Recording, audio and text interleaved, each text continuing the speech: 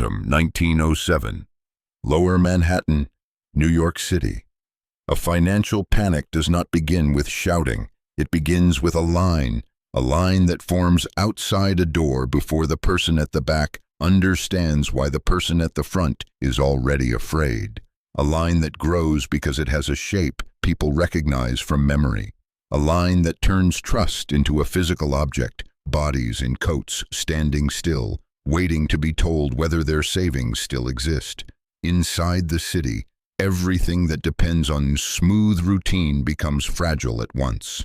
Payroll offices, contractors waiting on municipal checks, departments that function only when paper clears through a bank. When credit tightens, a city does not collapse theatrically. It simply starts failing to do ordinary things on time.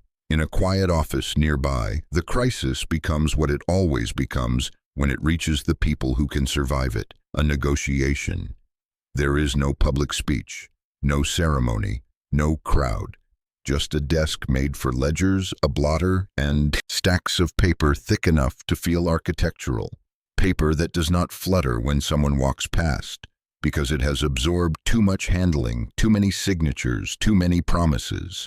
A woman is present in the room, older now, thin with discipline rather than age alone. She wears black the way some people wear a uniform, not as mourning, not as theater, but as default. Wool, plain hat, no jewelry meant to be read from a distance. Her handbag looks used because it is used. Henrietta Howland Robinson Green, not the nickname, not the caricature, not the newspaper story about a witch. A person whose private balance sheet has become large enough to matter at the scale of governments. On the desk are municipal notes, short-term paper designed to bridge a gap. The city cannot close alone. The instrument is not sentimental. It does not say panic. It does not say fear. It says amounts, dates, interest, maturity, security. It says what the system is willing to admit. A clerk's pen scratches. Ink is blotted. A document is turned so it can be signed. And the story that will later be retold 100 ways becomes simple enough to remember. She writes a check. More than $1 million in 1907 money, not as charity, not as mercy, as a loan. The kind of money that buys time for a city to keep breathing while the markets decide whether they will forgive it. No applause, no portrait, no photograph that matters, just paper being processed the way power is processed in a modern economy, quietly with a signature, a stamp, and a file drawer. Outside the window, the line continues to inch forward, unaware that a private person's pen has just become part of the city's infrastructure. The question is not whether Hetty Green saved anyone. The question is why a modern nation ever needed a single private lender to keep its largest city functioning. Chapter 1. The Ledger Before the Childhood. November 21st, 1834. New Bedford, Massachusetts. New Bedford is a town built on departures. Ships leave the harbor and remain gone long enough that children become adults before the voyage returns. The men who go to sea do not bring back stories first. They bring back commodity, oil, baleen, cargo that becomes light and heat in rooms far from the water that produced it. This creates a specific kind of wealth, not the theatrical wealth of courts, the logistical wealth of ledgers. Henrietta Howland Robinson is born into that. Her father, Edward Mott Robinson, belongs to the kind of New England commerce that depends on record-keeping more than spectacle. Her mother, Abby Howland Robinson, comes from a Quaker lineage that treats restraint as a virtue and excess as a flaw. Later, when the country tries to explain her, it will reach for superstition. It will reduce her to clothing, to habits, to rumor, but her origin is not mystical. It is procedural. Her childhood is shaped by paper. In homes like this, the decisive objects are not decorative. They are documents, account books, receipts, promissory notes, the printed market pages that tell the town what oil is worth this week. Even when a child is not invited into the adult room leaks its values into the house. carefulness, suspicion, arithmetic. She learns early that money is not merely something you have. Money is something you manage, and management is a form of temperament. That temperament is reinforced by the first great lesson wealthy children receive. Inheritance is not a blessing. Inheritance is a structure. When her mother dies while Hetty is young, and when her father later dies, wealth does not arrive in her hands like a sack of coins. It arrives as law. It arrives as clauses. It arrives with relatives who have opinions and attorneys who can translate those opinions into claims. There is dispute in the family. There are courtrooms. There are signatures that decide control. The emotional content is private, but the mechanism is public, legal papers that turn family tension into recorded fact. This matters because it teaches a lesson that will define her entire adult reputation. Wealth is safest when it is not dependent on anyone's interpretation of your intentions. Ambiguity becomes dangerous. Sentiment becomes dangerous. The idea of relying on someone else's goodwill becomes dangerous. So she begins building her own system as early as a young woman can. While other heirs in her century prove their importance by building houses, she proves her security by building a portfolio. Bonds, mortgages, railroad paper, government obligations, instruments that do not require you to be liked. A bond pays on schedule or it defaults. A mortgage is secured by something you can point to on a map. A note is either honored or it becomes collateral. This is where her life begins to harden into the shape the public will later recognize as cold. Not because she lacks emotion, because she learns early that emotion is not enforceable. The question is not whether Hetty Green was born wealthy.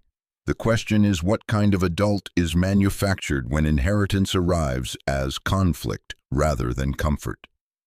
Chapter 2. The Marriage That Did Not Merge. 1867, New York City. In the 19th century, marriage is often treated as a merger, not only a personal union but financial architecture, a combined household, a combined social identity. In many families, it is also a transfer of control. The husband becomes the manager by default, even when money originates elsewhere. Hetty Green does something that makes her future inevitable. She refuses the merger. She marries Edward Henry Green, a businessman with his own wealth and his own habits. To the outside world, it looks like the normal arrangement of the era, a wealthy woman and a wealthy man joining into one household. But inside the arrangement is a boundary. Hetty insists on separation of assets. She treats her fortune as something that must remain under her judgment, not a shared pool available to other appetites. This is not romance, this is sovereignty. She has already watched how fortunes fracture, not always through scandal, not always through vice, through comfort, through habit, through the endless social expenses that become normal once a family is known to have money. If you host, you must host again. If you dress for society, the wardrobe becomes a system. If you maintain a house, the house becomes a machine that eats money every day in fuel, staff, repairs, and expectation. Hetty does not want the machine. Soon there are children, a son, Ned, and a daughter, Sylvia. A household forms, but it does not form around display. It forms around discipline, and the culture around them is the exact opposite. The Gilded Age is a period that demands performance. The wealthy are expected to prove wealth visibly. Carriages, entertainments, houses that announce rank, clothes that signal leisure, giving that signals power. Hetty refuses the performance so consistently that people begin to treat refusal as pathology. This is where the public myth begins. Newspapers give her nicknames because a financially powerful woman cannot be left untagged. A tag makes her small, a tag makes her explainable. Hetty, witch, miser, labels designed to reduce complexity into a single image. But in her day-to-day life, the consequences are not labels. The consequences are climate. A marriage where one partner wants conventional comfort and the other partner views comfort as leakage is not merely unhappy. It becomes operationally tense. Spending becomes argument even when no one speaks. The household silence becomes arithmetic. Eventually, the marriage separates in practice, even if the legal and social edges remain complicated for years. Hetty continues in the form that best protects her: portable, minimal fixed expenses, mobility that keeps her beyond the reach of social extraction. She does not anchor herself in a mansion that requires staff and heat and constant performance. She remains, in effect, an individual who behaves like an institution: papers organized, capital preserved, decisions made without consultation. The question is not whether Hetty Green was cold. The question is what happens when a human life is organized around one principle, control, and every form of softness is treated as risk. Chapter 3. The Portfolio That Fed on Fear, 1870s to 1890s. Boston, New York, and the paper corridors of American finance. America in the late 19th century grows fast enough to feel unreal. Railroads push across the continent, cities expand upward and outward. Fortunes are made not only from producing goods, but from financing the movement of goods. Paper claims multiply faster than tangible wealth. People begin to believe that the future is a thing you can sell in advance. This produces booms, and booms produce the opposite condition that makes Hetty Green strongest: busts. The first great national shock of her adult life is the Panic of 1873, when railroad speculation collapses and credit contracts. Banks fail, businesses close. Men who believe they were permanent become temporary. A country that has been spending its future meets the present, and the present demands payment. There are other episodes: tightening in the 1880s, the Panic of 1893, waves of bank failures and unemployment. Each crisis has its own mechanics, but the pattern is consistent. In good times, people borrow easily. In bad times, they must sell cheaply. Hetty's strategy is not to predict every panic. It is to structure her life so that when panic comes, she has cash. Cash in a panic is not comfort, it is leverage. In normal times, holding large cash reserves looks like wasted opportunity. People mock it. They call it timid. They call it old-fashioned. In a crisis, cash becomes authority because everyone else is forced into the same action at once. They need liquidity, and they need it now. Hetty learns to live for the moment the system is embarrassed, because embarrassment is when bargains appear. She buys when others must sell. She lends when others cannot. She purchases notes at discounts because the seller needs immediate funds more than they need to protect the paper's full value. This is where her reputation begins to form as something supernatural, because to people living inside the emotion of a crash, any person who remains calm looks inhuman. But her calm is not magic. It is method. She prefers securities with collateral: real estate mortgages, government paper, railroad bonds that can be evaluated by their assets and earnings, not by their publicity. She avoids being trapped in fashionable speculation, where price is driven by mood rather than by ability to pay. And she makes a choice that seems small but becomes central to everything that follows. She refuses to become dependent on a lifestyle that requires constant cash outflow. Many wealthy families of the era become prisoners of their own performance. They must spend to remain what they are publicly. They must maintain houses and staff and entertainments even when markets turn, because their reputation depends on continuity. Hetty does not have that obligation. She can reduce expenses. She can move. She can endure discomfort. She has trained herself to treat discomfort as a tool. So when markets contract, she is not forced to sell. Instead, she becomes the buyer. This is where the moral drama begins for the public, because the public prefers stories where finance is either noble or evil. Hetty does not fit either role cleanly. She is not building libraries to be loved, and she is not breaking laws to be hated. She is enforcing arithmetic. A mortgage contract does not care about sympathy. A bond coupon does not care about a borrower's pride. A default is not a tragedy to a contract. It is a condition. She grows richer because she refuses to let her wealth become emotional. And because she is a woman, the culture cannot tolerate that without turning it into folklore. A man who does this is hard-headed. A woman who does this becomes a witch. It is easier to call her unnatural than to admit what she represents. A person who understands that capitalism is not a celebration. It is a sorting system, and she has positioned herself to be sorted into the class that survives every time. The question is not whether Hetty Green profited from other people's fear. The question is why the system allows fear to be priced and sold like any other commodity. Chapter 4. The Day the City Needed a Private Pen, 1907. New York City. By the early 20th century, American finance has grown sophisticated enough to feel modern, but it is still fragile in the oldest way. It still runs on confidence. Trust companies hold deposits and make investments. Banks extend credit. Brokers rely on short-term loans. The whole structure depends on the assumption that withdrawals will be manageable, that lenders will renew, that tomorrow will resemble today closely enough for paper promises to remain believable. In 1907, that resemblance breaks. The details of the spark are less important than the effect. Confidence tightens.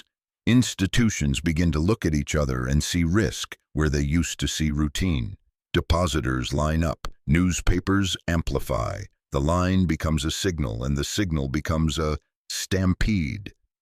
When a private institution fails, it is a tragedy for its depositors. When multiple institutions tremble at once, it becomes something larger, a problem of the city itself. Because a city is a cash flow organism, tax receipts do not arrive evenly. Obligations do. Street work must be paid. Services must be funded. A city uses short-term borrowing to smooth the unevenness. That borrowing depends on buyers willing to purchase municipal paper at a price that makes sense.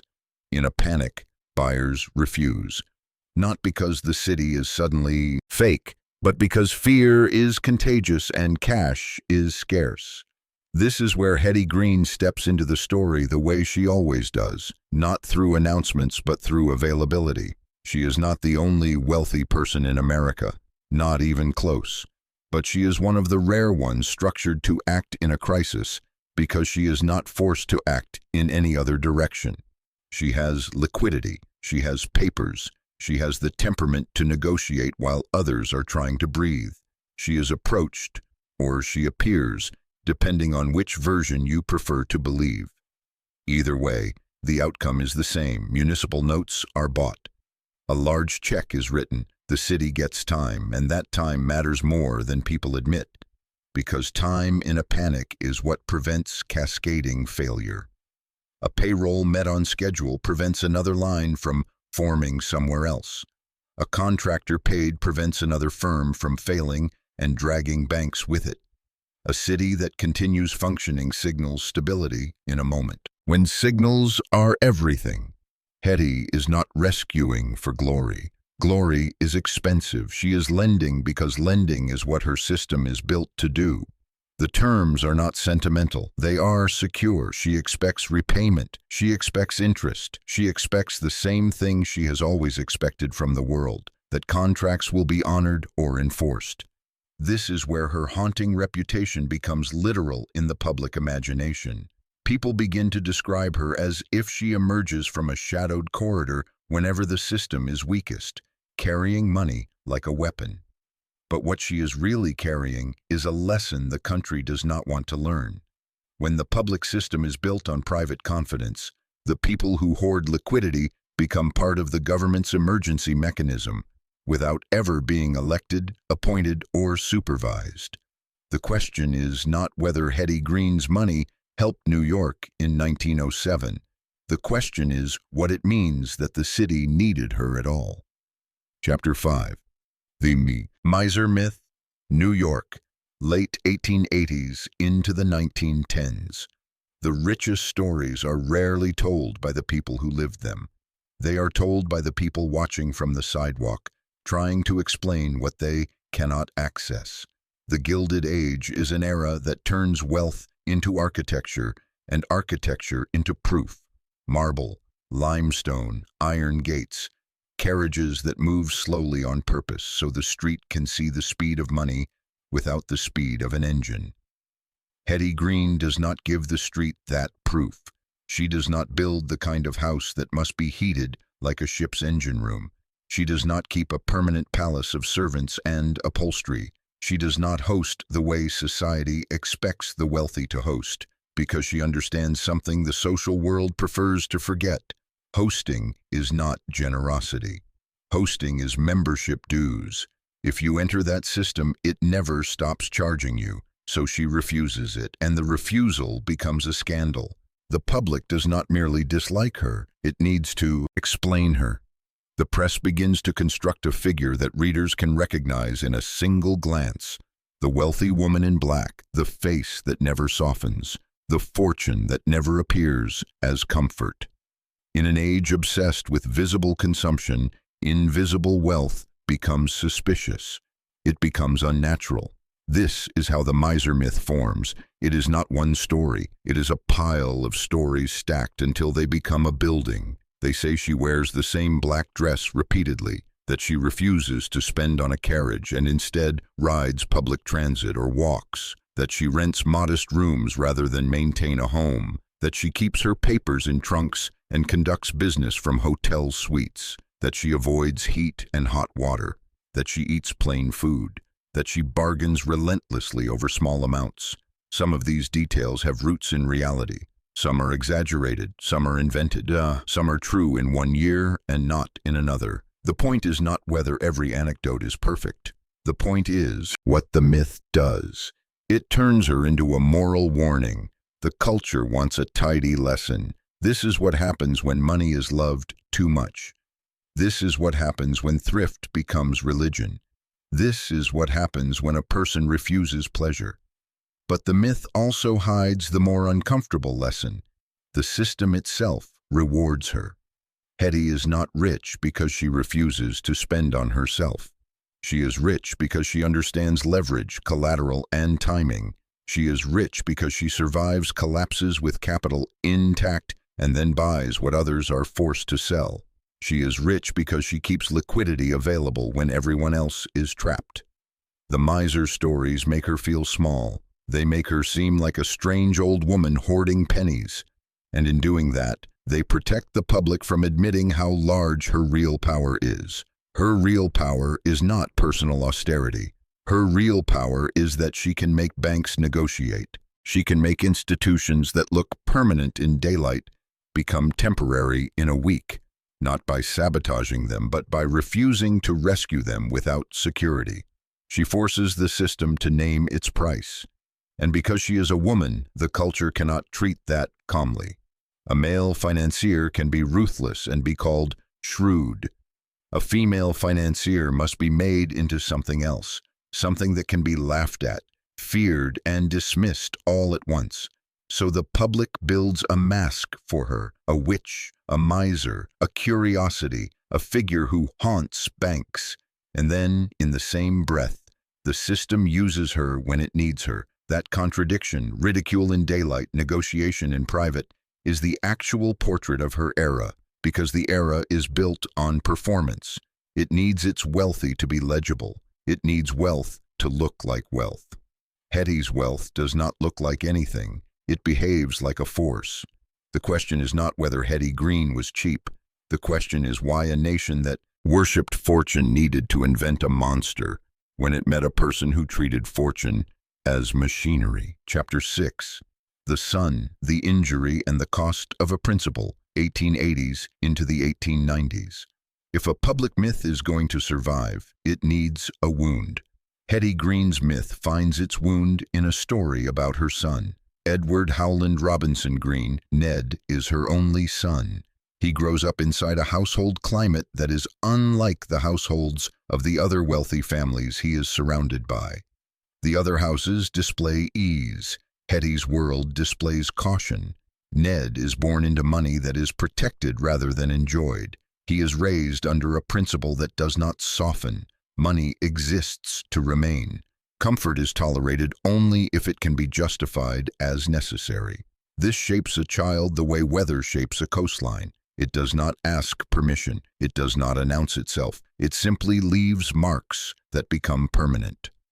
The injury story appears in many tellings. A leg, an accident, infection, delay, amputation. The public version is always the same moral outline, that the richest woman in America refused to pay for proper medical care and that this refusal cost her son his leg. There are variations in detail depending on who tells it and when. Some versions make it a childhood injury, some place it later, some make it sound like a single moment. Other versions suggest a longer process of treatment and deterioration. Medicine in the late 19th century is not clean or predictable. Infection is common. Surgical outcomes are uncertain, even for families with money. But the story persists because it feels like proof. It feels like the moment when Hetty's financial philosophy becomes monstrous in domestic life.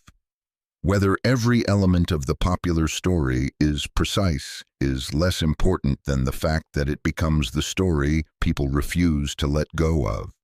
They repeat it because it makes her fortune feel morally expensive. It makes her pay a personal price for the way she treats money, and it gives the public permission to hate her. Because it is one thing to profit from crisis.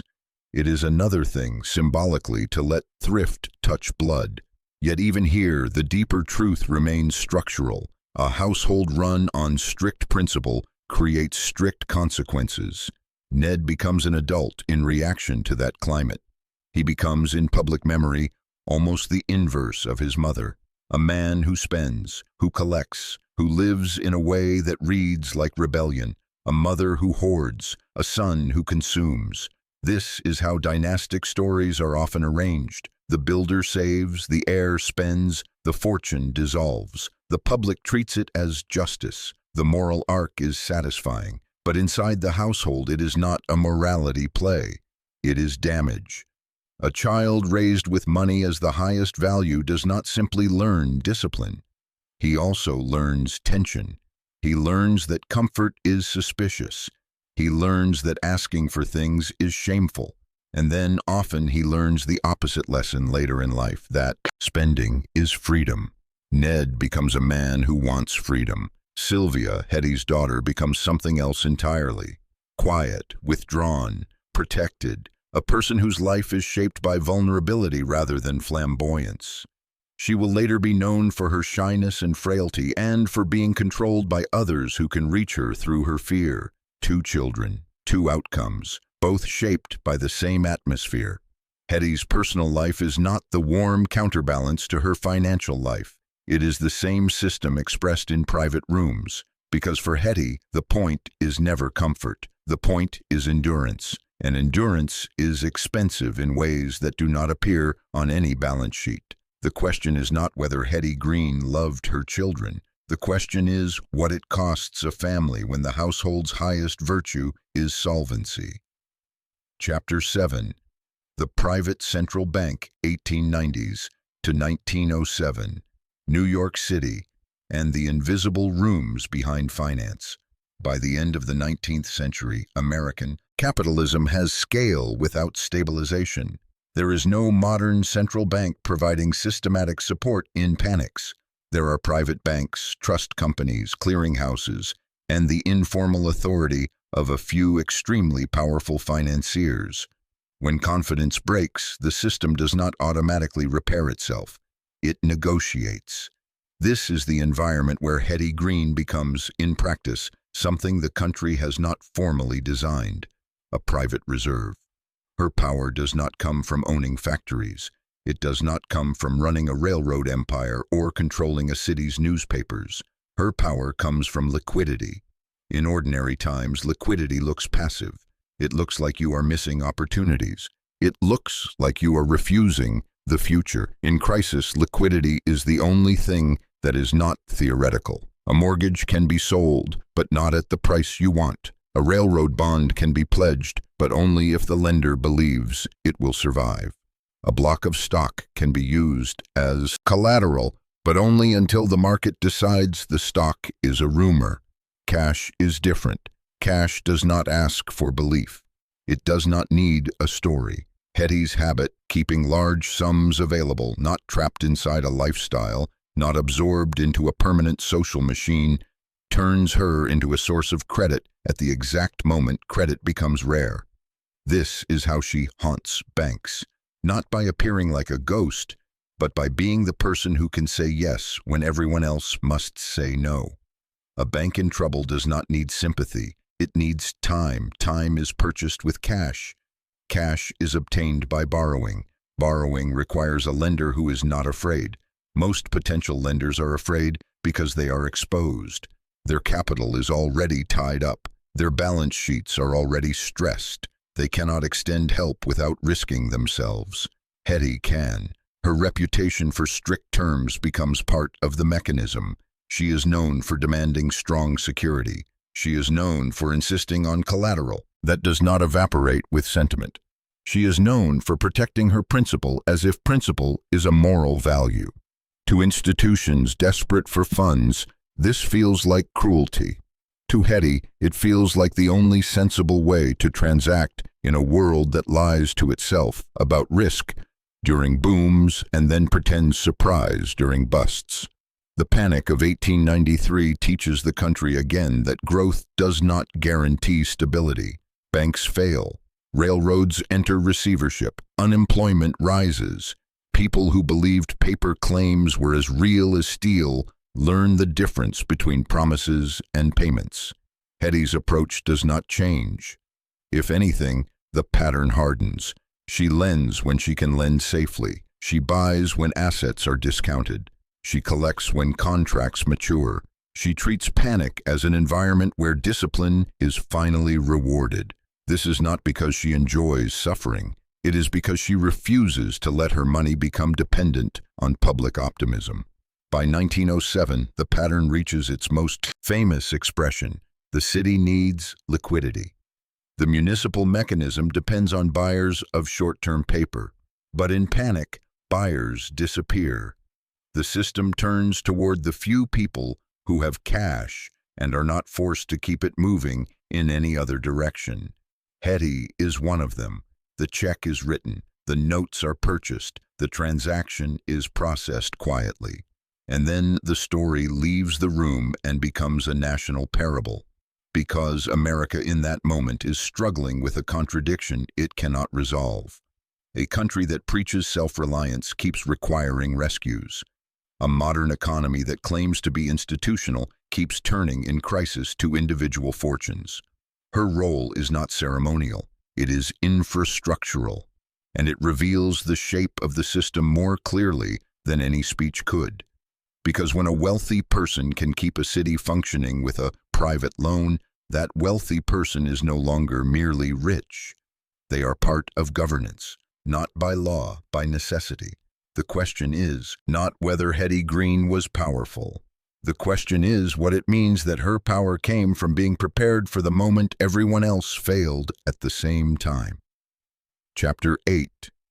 Death, Paper, and the Slow Dissolution of a Fortune, July 3, 1916, New York City. Every fortune eventually becomes paperwork, even the ones that felt like force while the owner was alive. Death turns liquidity into process. It turns authority into probate. It turns a person who could decide in a moment into a sequence of filings, valuations, administrators, and court-approved distributions. Hetty Green dies in 1916, an old woman by the standards of her century. The era around her has begun to change. Progressive reforms, new regulation. A country moving toward new forms of supervision after repeated shocks. But her money remains in the old form, private capital, accumulated through discipline, now waiting to be translated into inheritance. The estate is large. The press reports numbers because numbers are the only language it truly trusts with her, but even the numbers become less important than what happens next. Control, because her life has been organized around control, and death is the one event that cannot be managed directly. Her fortune passes primarily to her two children, Ned and Sylvia. And immediately the family story shifts, not because the money vanishes overnight, it does not, but because the underlying principle changes. Hetty's system depended on her temperament, her refusal to spend, her refusal to perform, her willingness to endure discomfort, to preserve liquidity. A system built on one person's discipline is stable only as long as that person is alive. When the system becomes two people, it becomes something else. Ned is known for spending in ways that read like release. He collects, he lives, he buys in a way that seems designed to prove he is not his mother. If Hetty treated luxury as leakage, Ned treats luxury as proof of autonomy. Sylvia becomes associated with vulnerability rather than appetite. Her life is shaped by extreme shyness and fear, and by the fact that others can reach her through that fear. When enormous money sits beside enormous fragility, it becomes an invitation. This is where the fortune begins to feel haunted in a different way, not by Hetty's presence, but by the absence of her control. Because now the money is no longer concentrated in a single will. It is divided between two heirs who do not share the same temperament, and who live in a social world designed to extract wealth through relationships, demands, requests, and expectations. The fate of large fortunes in America is often explained as a morality story. Heirs waste, the fortune dissolves, justice is served. But dissolution is usually more administrative than moral. Taxes, legal disputes, management choices, spending, bad advisors, fraud, the cost of maintaining property, the simple fact that a fortune that once sat in one person's hands now must support multiple households and multiple lives. The multiplication alone changes the arithmetic. Hetty's wealth does not disappear instantly. It changes form and becomes vulnerable to time. Her daughter Sylvia eventually becomes known for large charitable giving and for living a life that appears constrained and isolated, in part because of fear.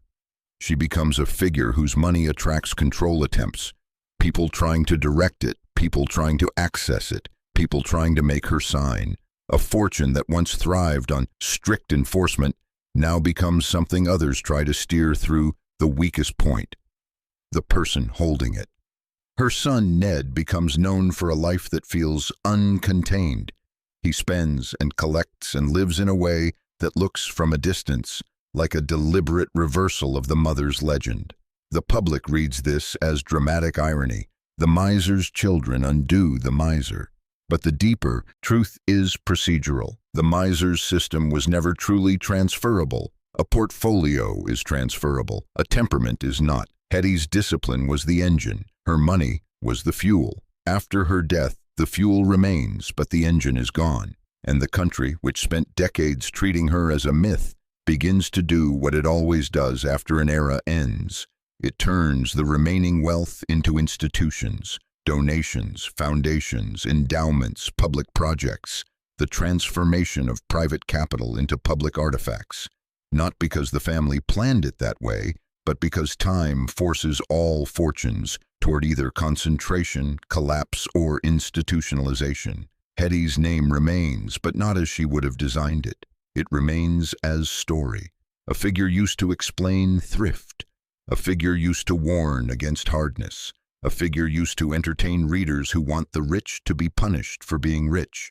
Meanwhile, the real residue of her life sits where it always sat, in records, in mortgage documents, in bond ledgers, in bank files, in probate paperwork, in the administrative archives that do not care whether she was liked. The question is not whether Hetty Green's fortune endured. The question is what exactly endure means when the person who created the system is no longer alive to enforce it. Closing, the same desk, a different country, Lower Manhattan, New York City. Return to the desk, not the exact wood, not the exact room, not the same clerk, but the same architecture of modern life. Paper that keeps the city moving. In 1907, the system needed a private pen to keep functioning. It needed a person who had prepared for panic in advance, not by optimism, but by refusal to be trapped.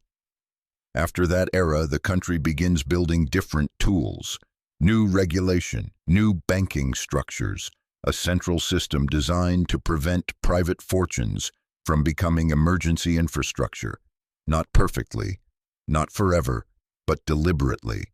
Hetty Green's life sits on the fault line between two Americas, one where finance is personal and enforced by reputation, and one where finance is institutional and enforced by policy. Her legend survives because it is easy to repeat. A woman in black, a miser, a witch of fortune, a city saved by a check. But the physical truth of her life is quieter. It is contracts honored, notes purchased, mortgages paid, securities collected at maturity, papers filed, risk measured, a system built not to impress but to endure, a fortune that grew by treating fear as an environment, not an emotion. And then, inevitably, the final transformation, a fortune becoming inheritance, inheritance becoming administration, administration becoming history. If you want to find her now, you do not look for a mansion. You look for records, a signature on a note, a line in a ledger, a stamped document in a file drawer, because the wealth that haunted America's banks was never a ghost. It was liquidity. It was preparedness. It was the ability to write a check when others could not. The question is not whether Hetty Green was an example. The question is what kind of system produces a world where the most important moments are quiet administrative acts, ink on paper, deciding whether a city continues to function. The desk remains in some form in every financial building that still runs on confidence. The paperwork remains, and the question remains.